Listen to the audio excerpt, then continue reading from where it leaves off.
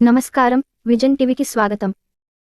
కర్నూలు జిల్లా ఎమ్మిగనూరులో రైతుల బోర్ పంపులకు విద్యుత్ మీటర్లు బిగిస్తే రైతుల గొంతులకు ఉరితాళ్లు బిగించినట్లే అంటూ ఆంధ్రప్రదేశ్ రైతు సంఘం ఏఐకేఎస్ ఆధ్వర్యంలో ఎమ్మిగనూరు పట్టణంలోని విద్యుత్ కార్యాలయం ముందు ధర్నా నిర్వహించారు.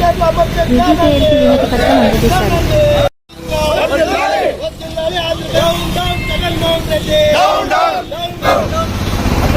ఎమ్మిగనూరు సబ్ స్టేషన్ ముందు రైతులకి మీటర్లు బిగించే విధానాన్ని రాష్ట్ర ప్రభుత్వం తీసుకురావడం జరిగింది.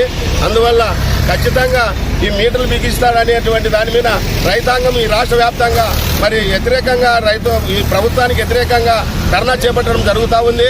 అందువల్ల ఖచ్చితంగా ఈయన రైతులు వ్యతిరేకి ప్రజలు వ్యతిరేకి ఆయన రైతులు మీ తెలంగాణ ప్రభుత్వం రైతులకు మీటర్లు బిగిస్తే అది రైతులు ఉరిదాడిగా మారుతుందని ఆ ప్రభుత్వం గత ప్రభుత్వము కేసీఆర్ ప్రభుత్వం నిర్మించుకునడం జరిగింది.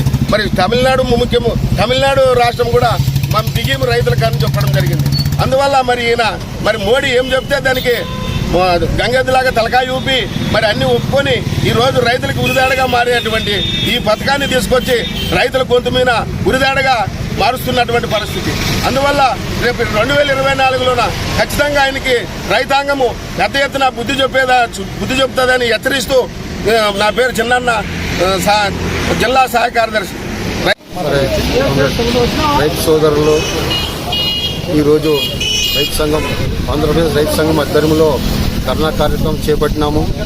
ధర్నాను ఉద్దేశించి జగన్మోహన్ రెడ్డి గారు రైతులకి బోర్లకు మీటర్లు బిగేయడము చాలా దారుణము.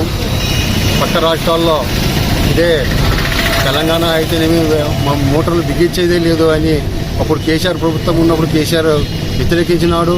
అట్లనే పశ్చిమ బెంగాల్ ముఖ్యమంత్రి మమతా బెనర్జీ కూడా మేము రైతులకు మోటార్లు బిగించేదే లేదు, రైతులకు ఉచిత కరెంట్ ఇస్తామని చెప్పినాడు. అట్లా తమిళనాడు కూడా అదే విధంగా చెప్పినారు. మన జగన్మోహన్ రెడ్డి గారు మాత్రము మేము రైతులకి మోటార్లు బిగిస్తాము అని కేంద్రము చెప్పినట్లు, కేంద్రం ఎట్లా చెప్తే అట్లా వింటాడు. కేంద్రం కూర్చోమంటే కూర్చుంటాడు, లేంటి లేస్తాడు.